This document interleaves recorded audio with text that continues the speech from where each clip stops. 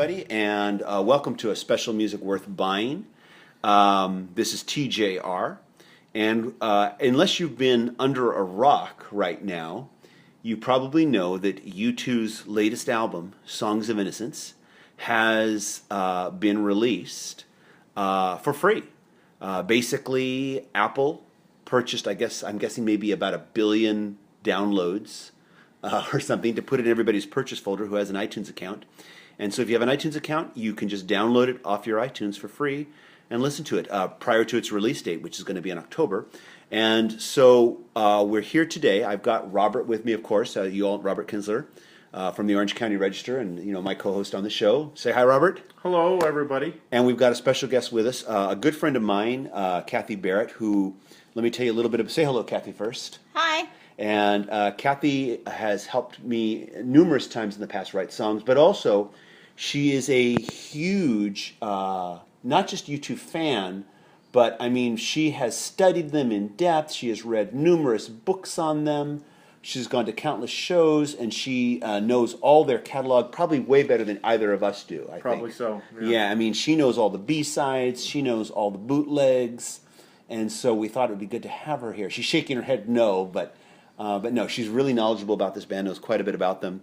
And so we thought it would be really good to have her here to basically correct us and also have her own thoughts. Okay, so first of all, so this is going to be just kind of an open discussion about the album. There, of course, has already been a lot of critical response, some of it good, some of it bad. And so just real quickly, we're going to go in a circle here, starting with you, Robert, and just kind of give us your opening thoughts, just your thoughts with the album. We've all lived with it for a couple days now. No. And also one of the things we talked about today is that I was surprised this was basically just sprung on everybody, the whole world at large, on September 9th. And by the next morning, we already seen tons and tons of in-depth reviews of the album. And I was kind of shocked because typically as a music writer, and this isn't a rule, but I mean it's kind of like unspoken, or it's actually discussed about with music writers like myself in the business. You want to listen to an album at least 3 times, but also you want to live with it a few different days so that you can maybe listen to the music. Maybe you're having a bad day, maybe you're having a great day, but you want, music is such a personal art form that I think it's good to kind of have that perspective. I saw so many reviews where they basically popped up so quickly, and I was actually surprised by that. I guess in the age of 24, hour news cycle, and that includes blogs and everything, people just felt like they had to get their reviews on first. But I was really dismayed by some of the reviews, and I'm glad we waited a few days so that the three of us could listen, and live with this music, But my reaction is that this is very different from many previous U2 albums. I mean, there's similarities. There's things that you hear that sound, familiar in their style. But I think that the way they've kind of come full circle and they're revisiting their youth and them growing up in Dublin in the 1970s, and that kind of informs a lot of Bono's lyrics on the album.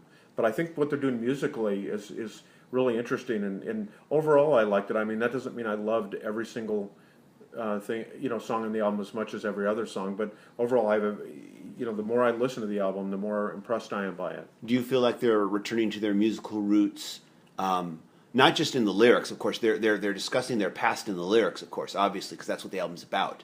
But do you think when you say returning to their roots musically, that they're sounding more like they did in, say, their very first album? No, I don't. I think that this is kind of an extension of where they've probably been since Octung Baby. I mean, I don't. Okay. That big expansive sound, like we've talked about before. I saw U2 the first time back in 1983 at the US Festival, and what I remember is being outdoors, this gigantic guitar, and just it's like I saw them at this huge outdoor festival, and their music filled up every corner of that festival. And they had this really amazing sound that was like nobody else, and so many people have since tried to copy what they do, and I don't think they've necessarily returned to that. Like the guitar is more subdued. There's things are more nuanced here, But I don't think they're trying to, but I think they are trying to tap into the emotion and try to stay relevant. Okay. Which I think U2 has been very expert at since it started. Okay. Lyrically, I have really liked this album probably more than I've liked it musically. One thing I'm going to state here is if you haven't listened to the album yet, and if you haven't done this yet, I would tell you first, when you get the download, it comes with a digital booklet.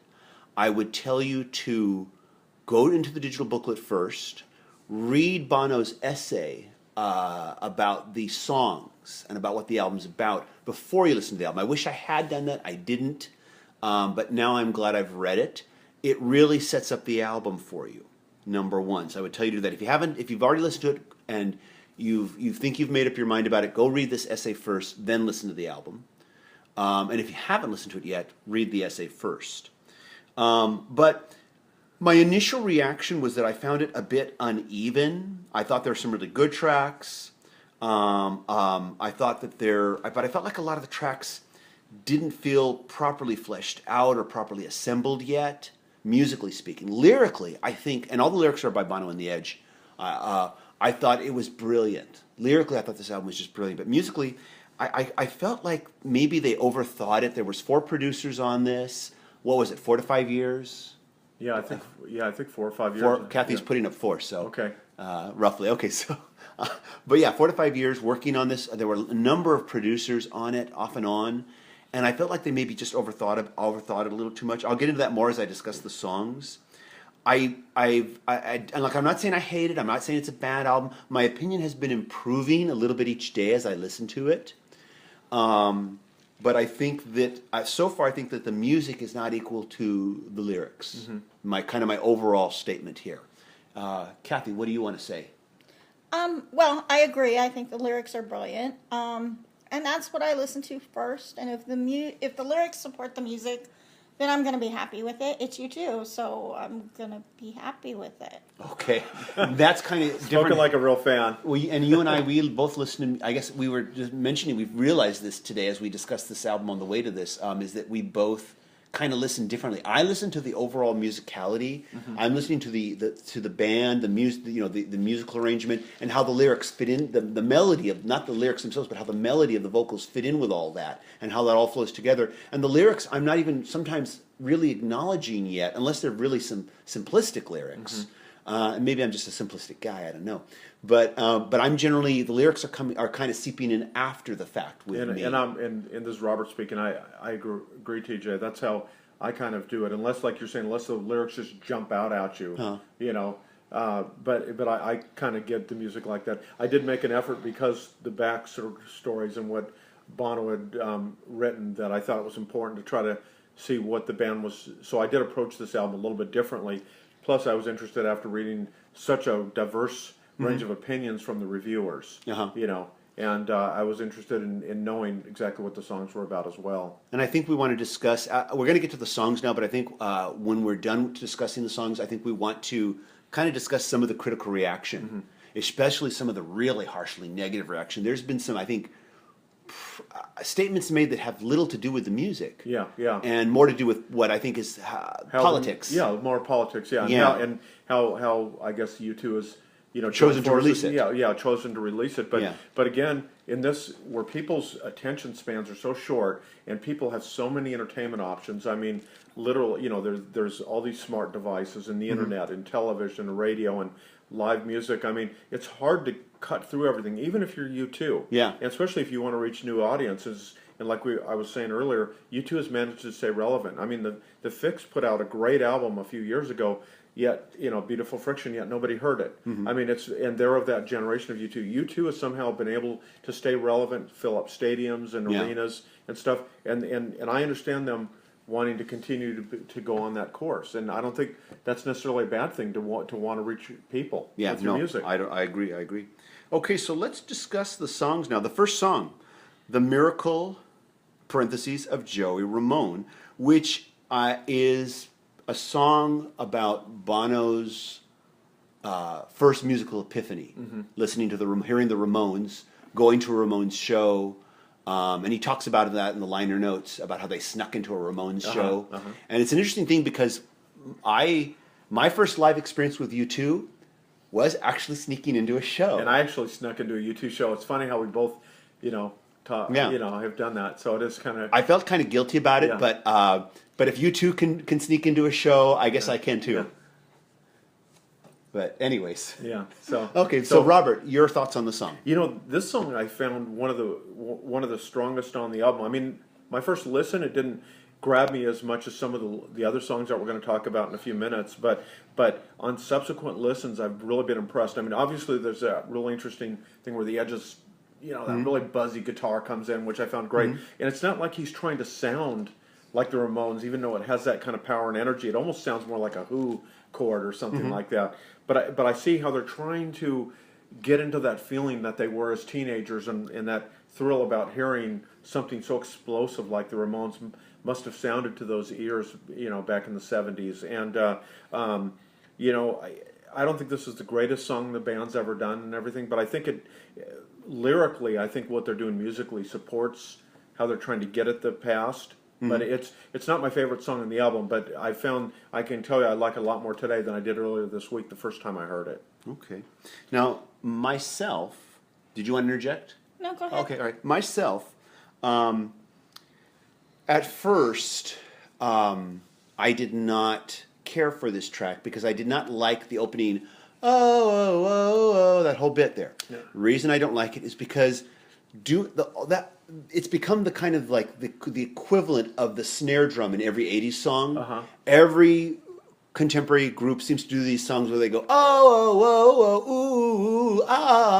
because they all want to have this kind of sing-along in their live show. And it just feels calculated and forced, as opposed to the Beatles writing a song and at the end it goes, na na na na, hey Jude. And then after the fact, that's probably going to be really good live. People are going to want to sing along with it. Right. Of course, Hey Jude never got performed by the Beatles live anyways. But I'm sure they weren't thinking that when they wrote it. And this felt like it was just like the producer saying this is the producer saying this is the trend, put that on there. I think the song would have been stronger if it had just simply started with a ba-da-da of that guitar chord. That would have been a strong opening. I also feel that especially on this song, the guitars should have been more emphasized. It should have been a sparser, less produced song because of its topic about the Ramones. Yeah. But now when I listen to it, my brain has kind of shut that opening out, and to me the song opens with that guitar riff, da-da-da, and now my feeling about the song is much different, and I'm liking it more and more. Yeah. So I think it's a pretty good song.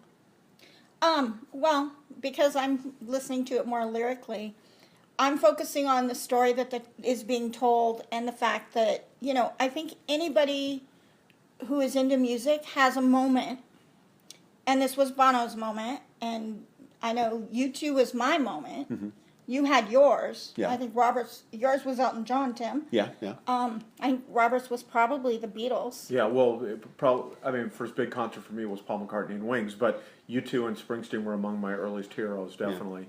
But yeah, you're right. My epiphany was when I heard Elton John playing "Funeral for a Friend," not live, but just heard it coming from my sister's stereo. Yeah. That was that big epiphany moment. Okay. And I just want to mention, I just do love that line where he talks about religion is for this is for that, but music is so I can exaggerate my pain. Uh-huh. And that was just so relatable. Yeah. Music was so that I could exaggerate every feeling I've ever experienced but couldn't verbally discuss. Yeah, that was a great line. Yeah, definitely. Track 2, Every Breaking Wave. And why don't you go ahead, Robert? Yeah, this song I like a lot more. This is the second song on the album. I like this song very much. It sounds like, whereas the first song is reflecting on his youth, this one is more focused, I think, on what he's going through now. It's about trying to understand a relationship, maybe what are the costs of if you break up with someone. And I thought the music was really beautiful. I thought that what he did lyrically, it touched me. I thought it was a really powerful song. And there's that one line, speaking of quote, it says, "Are we ready to be swept out to sea and quit chasing every breaking wave?" There's a lot of poetry in the lyrics, and I thought the music was textured, and I thought it painted very well. It painted a musical picture to go with his lyrics, and I thought it was a pretty strong song. Okay. For me, I thought, my first impression was a decent mellow U2 song, some great lyrical ideas and moments, but for me, not one of their greatest tracks. Maybe in time I might like it more, but for me, one of the weaker songs on this album. But once again, lyrically, way ahead of it melodically, in my opinion. And what about you, Kathy? I agree. I really liked a lot of the lyrics. I like the story that the song is telling. But musically, how do you feel? Musically, it's fine. I don't think it's my favorite track. Okay. But I think it was a strong song, just the same. Okay. The next track, track 3, California, parentheses, There Is No End to Love. This song, of course, describes the band's first encounter with the West Coast. Yeah. Where we're broadcasting from. Where we're broadcasting from. Yeah, where we're talking to everybody from. Yeah. And why don't you go ahead, Robert? This was flat out, I think from almost my first or second listen of the album, this has been my favorite album that I've heard from, favorite song, sorry about that. Favorite song off Songs of Innocence, and I just love this song. I mean, even before I read anything else on it, I picked up, it sounds like it's almost like a merger of the Beach Boys and early U2 or something like that, and it's just, I just, I can't say enough good things about it. I mean, it's probably the biggest song on the album. I'm not saying it's the angriest or anything, but it captured the people that are looking for the signature sound of U2. They kind of find it here, but like I said, they're also getting a little bit different with this fusion of the Beach Boys. You might describe it almost like, I heard a little bit of City of Blinding Lights on it. I think almost like a musical reference to that, but. I think this does harken back to at least some of their albums from the early 2000s. Okay. Now, I like some things about this song. I dislike some things about this song. I love the opening, the Santa Barbara, Barbara. That is definitely an obvious nod to Barbara Ann, and as such a nod to Brian Wilson and the Beach Boys. And Bono talks about that in the liner notes, in that essay I discussed, where he talks about this song and talks about Santa Barbara and Brian Wilson and the Beach Boys. And I like that opening. I think it's great. But musically, I feel like the rest of the song feels like U2 is kind of just musically on automatic pilot. Like they've done this before. I would have said, and that's not to say I don't think they were trying. I'm sure they were trying, but just when I listen to it, it just feels like the band was kind of an automatic pilot. So a little too familiar. It's just too familiar. They've musically done this too many times. That's just how it comes off for me. If I had been in the room producing, engineering, I would have said, lyrically, this is a good topic. Let's try to come up with something a little more musically different to express this that maybe fits in better with it. In fact, I might have even said, hey, why don't you guys, if you guys were trying to write a song for the Beach Boys, how would you guys write it? Musically speaking, not lyrically, but musically speaking. How would you guys try to do that and see what they come up with? But that's just my feeling. Yeah, no, it's an interesting perspective. And Kathy, what about you? I liked it too. I really liked the Beach Boys reference. I've known for a long time that Bono was a huge fan, and when he first came here, he wanted to go find Brian Wilson. He's talked about that in the past. And it just as a song, I think it was beautiful. It painted a picture of California that was beautiful. Maybe not always true, having grown up here. But it's an outsider's perspective. Yeah, it's an outsider's more idealized. It's an outsider's perspective, which is always interesting to see. Yeah. Okay. Now, the next track, "Song for Someone." This is a love song. It is. I think Bono's already confirmed in interviews. Hasn't he, Kathy? He's already confirmed in interviews. This song is about meeting Allie, his wife. Yeah. Yes. They were very young when they met. They were 12 and 13 when they met. Wow. Yeah, very young. Amazing. Amazing to stay together, yeah. So, Robert, why don't you tell us about your thoughts on the song? This, just like the one we just talked about with California, I really like this song. There's a musical build in it. It kind of sounds quiet. It's a very tender, beautiful song. There's a build that reminds me a lot of Walk On. But so, I mean, you can say, it's not totally original territory for the band. But especially when we're talking about the lyrics, he's being very personal here. He's very opening up about, I think, his feelings for Allie and stuff. And maybe I give a little bit of the music a pass, but I do love the music. I love the song. I like some of the edges soaring guitar work at the end. Like I think I referenced earlier, the one thing I would say about this album, my one biggest criticism might be it lacks some of that grandeur of some of the early U2 recordings, and even Beautiful Day. You know, that kind of real. But again, I understand that the band doesn't want to keep doing the same thing over and over again. As it is, they're being accused of that pretty forcefully by some writers. Yeah, they sure. So, and yet, on the other hand, when I listen to the album, I hear it being very different than a lot of their previous albums because I don't hear. It seems like it's much more about Bono and about these really heartfelt, authentic lyrics and stories that he's recalling from his youth. Mm-hmm. And you don't often hear the Edge front and center like you have in the past. Yeah. But I do like Song for Someone. I think it's a very beautiful song. I agree. I like the song tremendously, both musically and lyrically, and it's also got a certain universality to it that you can relate it to your own. Even though it's very personal, you can relate it to your own experience. But yeah, this is just a really great song, and I really like this one. I have nothing really that critical to say about it. What about you, Kathy? I agree. It's one of my favorites on this album. It's something that everybody, who's ever been in love can relate to. And it's about first love. Mm-hmm. And it's first love, and it's young love. Yeah, and this album, it's idealized too. Yeah, and this album is a lot about. I guess I don't see it as idealized because he talks about how I've got scars, but you've got eyes that can see right, that aren't afraid to see them. That type of thing. They can see right through them. But he's putting her on a pedestal, though. That's true. But okay. And so the next song, talk about heartbreaks. Yeah. Iris, parentheses, Hold Me Close. Now, this is a song about Bono's mother, who died suddenly when he was 14. And Kathy, you were telling me the story about how basically he was at his... She was at her father's funeral, and she collapsed and died several days later. Yeah. Of a brain aneurysm, Of an aneurysm. Wow. It's a heartbreaking story, Yeah. So, Robert, why don't you go ahead? Yeah, this song, of course I keep saying that. I say, California's my favorite song.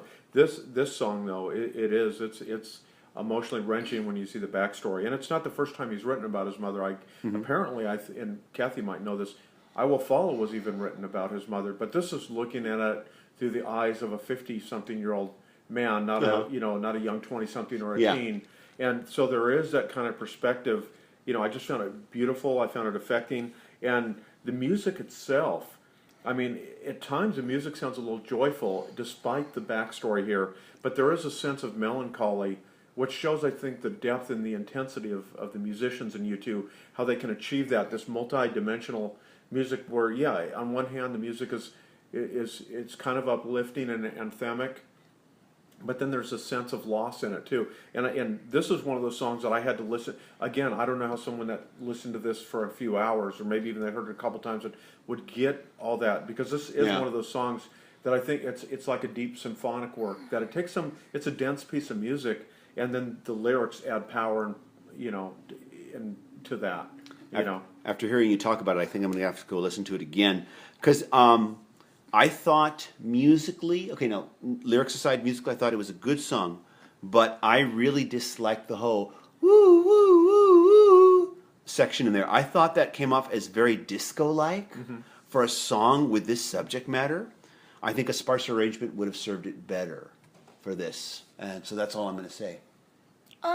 Once again, this is a song that I really liked. Interesting story. Great story. I mean, it's sad and tragic and beautiful in the song. Okay. But we had kind of talked about that whole vocal thing, and you didn't you have an argument to me on that? Well, it's something U2's kind of always done that. Whether it's maybe not necessarily on the albums, on the studio albums, but live, their songs always kind of develop those sections anyway. Okay. And putting it on an album isn't necessarily a wrong thing, because they've been doing it for a long time. Okay. I just felt like if I'd been in the room, I would have said, that sounds too disco. Like I'd get that out of there. The next track is Volcano. And this is kind of really a continuation of the previous track, because it is about his anger about losing his mother so suddenly.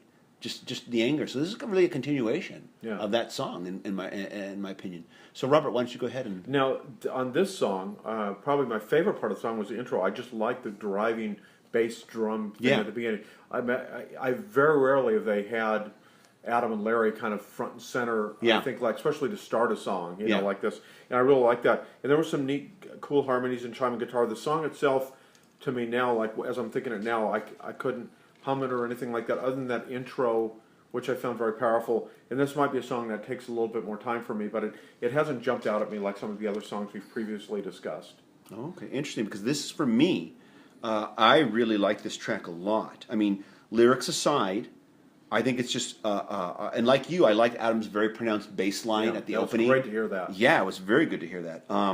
But I just felt this was just a good U2 rocker. Mm-hmm. You know, even if you're not paying attention to the words, this is just a good rocker in my opinion. And this is one of the stronger songs for me personally. And this song may, this might be one of those songs that if we see him live, it'll be a showcase. That wouldn't surprise me at all. Yeah. Go ahead. And what about you, Kathy? Yeah, that does happen a lot with their songs. This one I like too. It's a good change of pace in the progression of this album. Which I think the album needed. It did need. Yeah. Yeah. Yeah. And Well, see, you were saying earlier, TJ, that you need to go back and re-listen to one of the songs, and now I need to probably go back and re-listen to Volcano here. Yeah. Okay. And that leads us to the next track, another rocker, Raised by Wolves.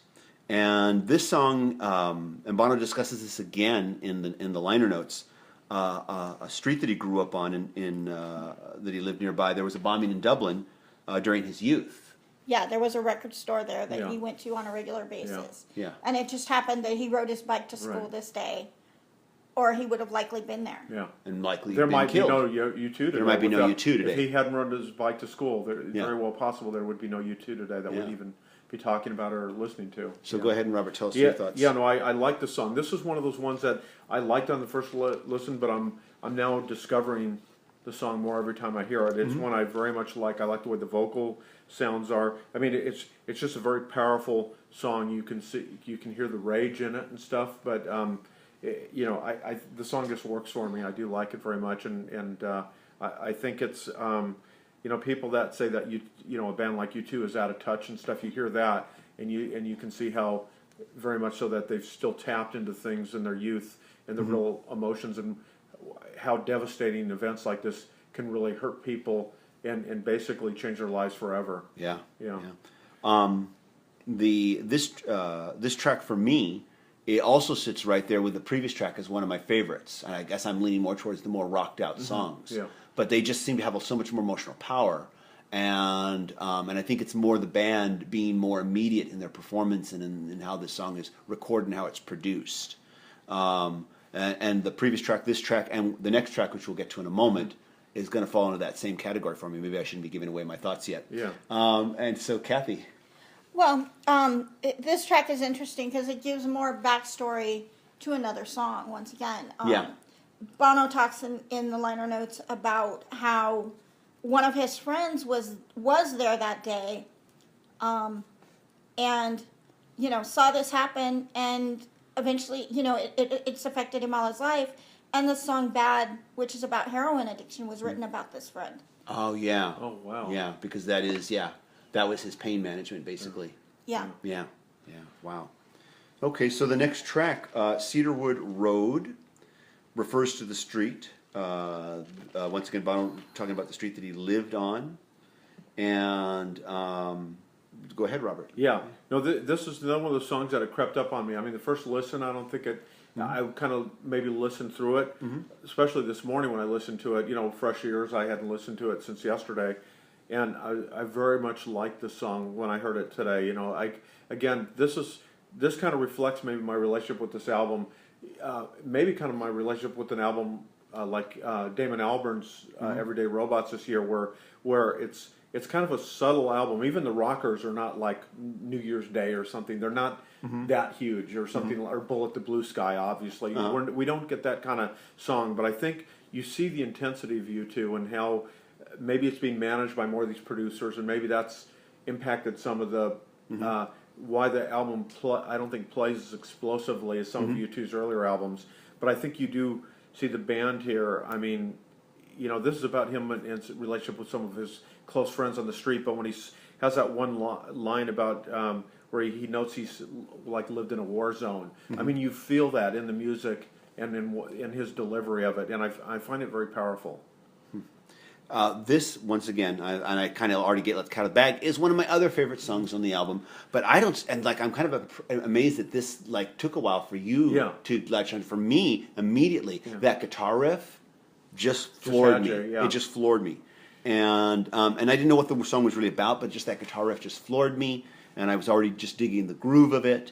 And then of course, I got to sit down with the lyrics and read it, and it's to me, this song is about not just experiences growing up, but it's also about how I had the experience and that I grew up in a house with my brothers and sisters, and we didn't move around. So we just all grew up in this house, and for a lot of people that's their experience. Some people that's not their experience. They've moved, spent their whole childhoods moving. But for me, you never really leave the house you grew up in, and that's really what he's talking about. How he's never really left that block he grew up on. It's going to be a part of his life forever. It's like when my own musical career, when I wrote a song called Gregory Lane. I grew up on Gregory Lane. It was all the people, the kids I played with and grew up on that street, and I could very much just exactly what you're saying. I could relate to that, and like I said, this is one of the songs you asked me about it in a week from now. It could very well be one of my favorite songs on the album. And what about you, Kathy? I agree. I think it's a great song. I don't have the experience of having lived in the same place because we moved around a lot throughout Southern California and other states, and it's interesting, kind of that perspective. I kind of have that feeling with my grandmother's house, but there are places that stick with you your whole life, and that's kind of what this is about. Yeah, it's like you can be 40 years away from that, and it still affects you. And you think about it, how many people could write a song like this and make it matter? I mean, it speaks to how great U2 is that they can do a song about growing up on the street and their connection with it. Yeah, it's great. There are places I'll remember all my life. Exactly, and, that's right. To quote the other song. All right. The next track, "Sleep Like a Baby Tonight," and pretty scary song. Pretty disturbing song. Pretty disturbing song. Why don't you go ahead, Robert? Yeah, this is. And I found, we'll talk about the music first here, but this is one of 7 songs that are either produced or co-produced by Danger Mouse, right? Yeah. And and it's musically subtle. There's like industrial, electronica, a little rock.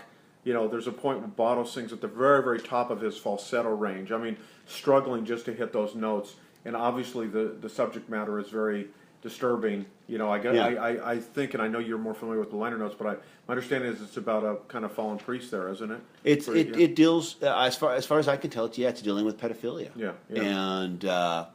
And like I said, there's as we've all come to learn now, there's been a long. It's hopefully that chapter is coming to close, but there's been a long running scandal within the Catholic Church. Of pedophilia. Yeah, and for a band associated as much with faith as U2 is, it's great that, but again, U2's always kind of broken barriers anyway, and just this is like the perfect synergy between what I think Danger Mouse, like, and I know him primarily through Broken Bells. I know you're more familiar with his production than I am, but I found it really, with the subject matter, with what U2 can do and what he can do, I found it a really good combination of kind of their arsenal of tools, so to speak. Prior to knowing what the lyrics were, I'm going to go and give my opinion. I'm just going to add, as far as my comments, that prior to knowing what the lyrics were, I just listened to it and just liked it musically, just because of its feel and how it emotionally felt. Then I knew what the song was about. And I will agree that I think that there were so many producers on this album. I really wish they had just picked one, stayed with that one producer, and this song certainly makes that case. It does make that case. Yeah, that just with one producer, I think it would have been a stronger album. Go ahead, Kathy. Yeah, I like this song too. It's not one of my favorite tracks.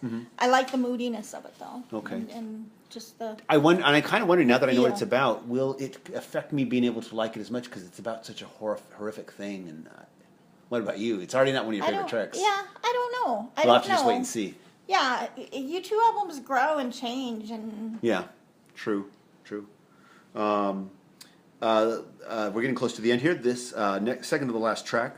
This is Where You Can Reach Me Now, and it's about a Clash concert that they attended back in 1977. Right. Yeah. And anyways, go ahead. I'm just not sure why they called "This Is Where You Can Reach Me Now." No, and I don't know that either. What I do like about it, and I thought maybe I was the first to pick up on it, but I've seen it since in other things that I've read. But yeah, it starts off with, and you'd think that you're listening. It's a Stones song. Uh-huh. You know, that opening introduction, and I go, wait a minute, I thought this was about the Clash, and then you hear the Stones.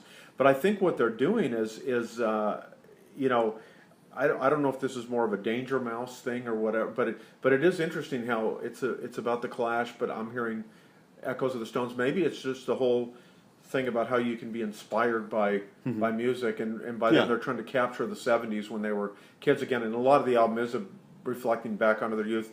The song itself, I think, is probably not like one of my favorite songs to listen to, but I sure like that intro. Uh-huh. But and I find the production interesting, but the song itself yet hasn't really done a lot for me yet, compared to some of the other songs on the album. Yeah, this was not one of the stronger songs for me. I thought it's pretty good.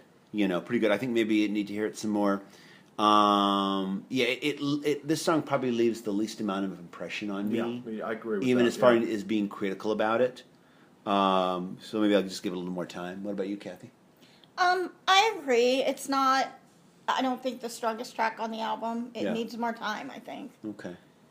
And then last is The Troubles, which is the last track. And this song features a guest artist, and hopefully I say this right, Likey Lee. Yeah, the Swedish singer, I think, right? Yeah. And, I have to say, whatever else you say about the song, it's definitely interesting, and it doesn't sound like anything else that at least to my ears, that U2 has done before.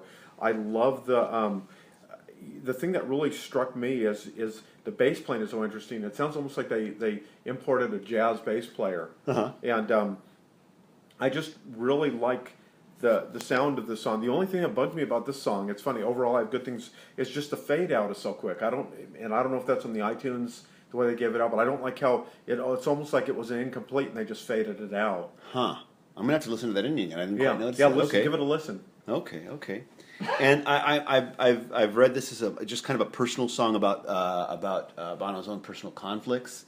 A few critics have mischaracterized it as about being the Troubles in Ireland, but apparently that's not correct. We'll get into critical correction in a moment. But like you, I think that the featured voice works really well. I think the song's pretty good too. Yeah, a little better than just pretty good, I should probably say. And the blending of their vocal, not all voices blend really well. Their voices blend great. Yeah, they do. They blend really nice. And Kathy?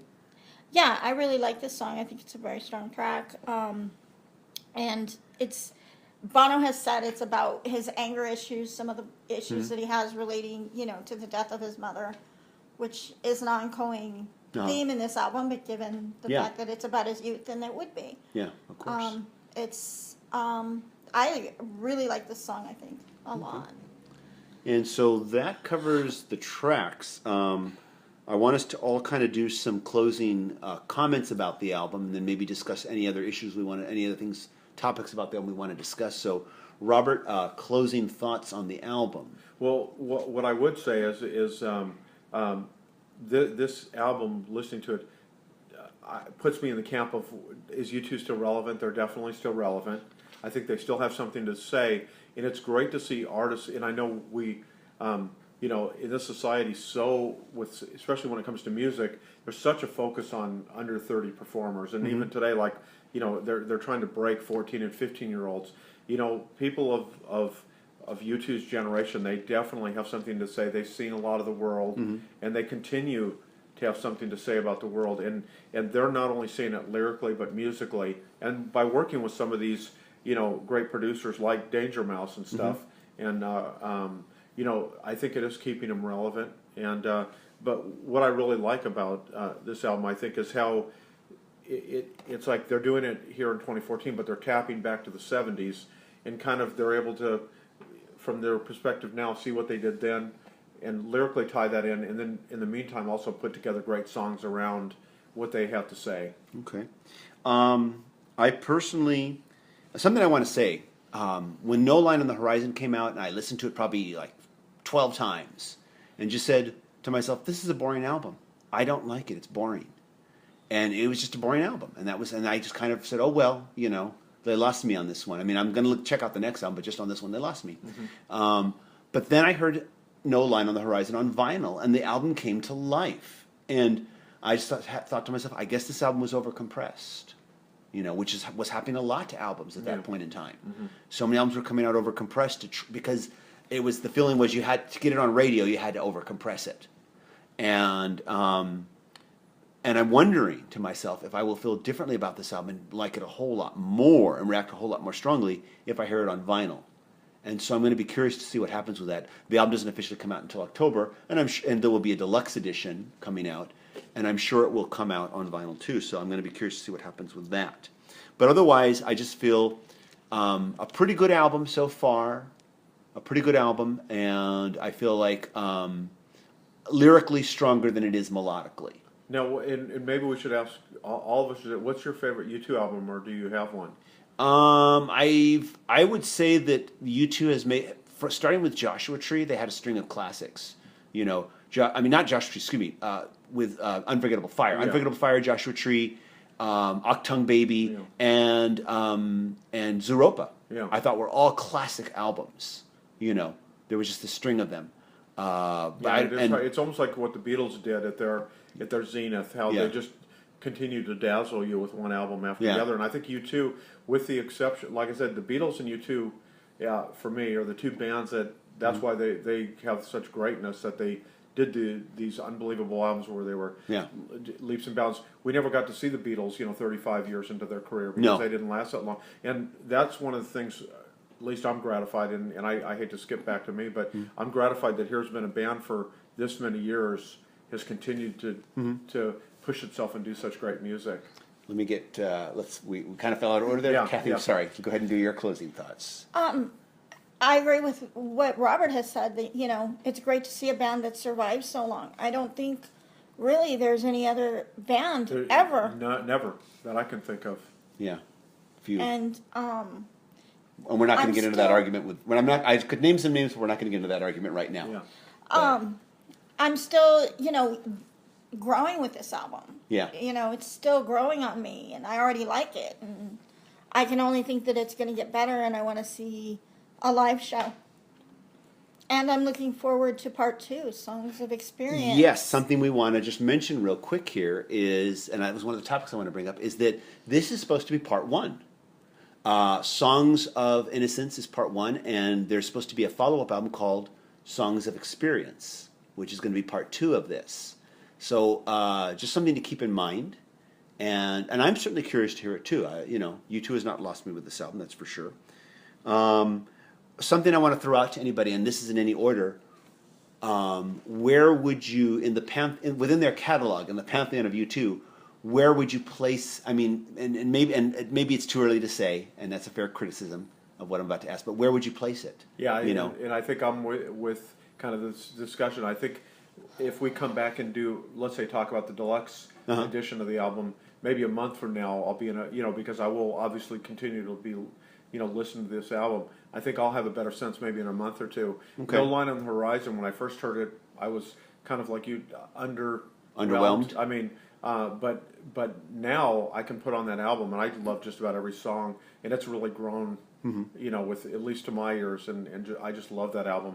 And that's the thing about I think, especially being a music writer, as we've talked about, I have to listen to so much music that it's almost hard to give good albums the appropriate amount of time that they deserve. Yeah. When I was a kid, you buy an album once in a while, and that's all you play for a month or two. I don't have that luxury anymore. Yeah. But U2 has always amazed me. Just they take their time to do these recordings, and usually they have a pretty good sense of what they're doing. For me right now, I don't feel like this is in the pantheon of what I've already just said, where the classics, the masterpieces. Mm-hmm. I think it's a pretty good album. Probably, I think it's good for right now. I would say it sits there with like All That You Cannot Leave Behind, better than How to Dismantle an Atomic Bomb, but right there with which in their later albums I felt like All That You Cannot Leave Behind is probably the strongest of the later albums. That's a good album, yeah. And it sits kind of with their. And do you have any comments, Kathy, or is this too early of a question? Yeah, I think it's too early. Okay. And honestly, I don't know that I have really a favorite album. You don't rate them. I just love U2. You just love U2. Okay. Spoken like a true fan. Spoken like, yeah. There you go. And so let's just. There's been a lot, of course, critical reaction. And there's been some real negative criticisms, and I've had negative criticism about this album too. But there's been some unwarranted stuff. And Kathy, I'd like you to actually start this because there was some stuff that you were going on about on the way up here that I think is really, I think there's some points you need to make. Well, I'm seeing, like, I saw a comment made by a reviewer, no name is mentioned, where he's saying that this album was foisted on us and put in our inbox whether we wanted it or not, and that now if we want to know what happens next, we're going to have to go out and buy Songs of Experience. And I think that's just ridiculous. It's mean. I agree, because you don't have to, this is just in your purchase folder on iTunes. You don't have to download this. You don't have to ever listen to it. No one's putting a gun to your head and forcing you to listen to it. And no one's going to force you to buy the follow-up album. Exactly. And, I mean, there are people that are, griping that U2 just did this for the money and that why are they foisting this album on us? U2 didn't do that. Apple was the one who made the offer. Went to U2 and said, we want this album. Yeah. We want to put it on iTunes for free. Yeah. And they made a deal. It was a business deal. Yeah. Yeah, and I mean, Jay-Z recently, I forget, I think it was one of the new Samsung Galaxy phones or one of those phones. I mean, they purchased the company, the phone company. I think it was Samsung Galaxy. I believe that was it, but I could be wrong because I don't use those phones. I use an iPhone. But they approached Jay-Z. They purchased, all these copies of it digitally and had it preloaded with these new phones. Uh-huh. And no one felt that Jay-Z was like doing this for the money, or was foisting this on these phone users. Yeah. It was just it was made for all these phone users. They could just download it for free, right, if they used this phone. And I agree with you, Kathy. Yeah, Apple just made them a proposition. Yeah, and it was a business decision on Apple's part because they have this new service coming out. They're using it, and for right or wrong, they're using it to get people to subscribe to iTunes and create an Apple account. To create an Apple account, yeah. So that you can use this new service that they're going to have. Yeah. And either you like it or you don't. Yeah. Either it works or it doesn't. If you want the album, go download the album and delete your account. It's not that big a deal. Yeah. If you feel or like if you don't want to, you could. You If don't you just have want to. the album, you can wait till it comes out in October. Yeah. And it'll be available on CD or digital or whatever other ways. But yeah, it is funny. I mean, like I said at the beginning of our discussion today, is that it is getting tougher for musicians to get their music out there and to be heard. I mean, terrestrial radio just doesn't have the same impact it used to when U2 was starting out. MTV is non-existent. Yeah, there's Palladia, but I mean, people have a lot of, you walk into a coffee shop, everybody's eyeballs are glued to their iPhones, or their smartphones and stuff, and it's just a different world, and I think it speaks to U2's savviness that they want to, continue to have a chance for their music to be heard, and I have no problem with what they're doing. Yeah. I would just kind of, the only thing I would add to that is it was a smart idea on both their parts. It was a smart idea on Apple's part to get people to register for iTunes. Lots of older users who are not technically savvy but have a computer, have iTunes, don't have an iTunes account registered to get an iTunes account, and lots of younger users who have a computer but don't have an iTunes account because they're not using that feature, registered, start an account. Now they can use iTunes with the click of a button. Because it is a little bit of a hassle to get started with iTunes. To get your account started, you got to do your credit card number and all this. Once you're done, it's done, and you're just there. You're there. And then you're one step closer to using their new Apple Pay, which is that new service. Yes. That you can then use, which we saw. And to give you and also the whole idea about not getting, people to, there's so much coming at us now, getting people's attention.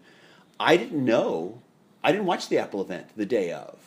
And I didn't know till the next day when I read your post on your blog about the album being available. And I didn't know until the next evening. Yeah. I didn't know until 24 hours that it was even available. I got a tweet about it, I guess, a few hours later, and that's when I did my post. But yeah, I mean, like I said, this was a very savvy move, and the word got out. And it was smart to work with Apple because the companies, whenever they do one of these big press events or one of these big unveilings of new products, it has global interest. It's not just here in the U.S., it's throughout the world and stuff. And U2's a global act, and it makes sense for them to do something like, if they'd done a standard press conference down at like the Hard Rock Cafe in Los Angeles, it wouldn't have had the splash and the impact. And I think it's very smart what they've done.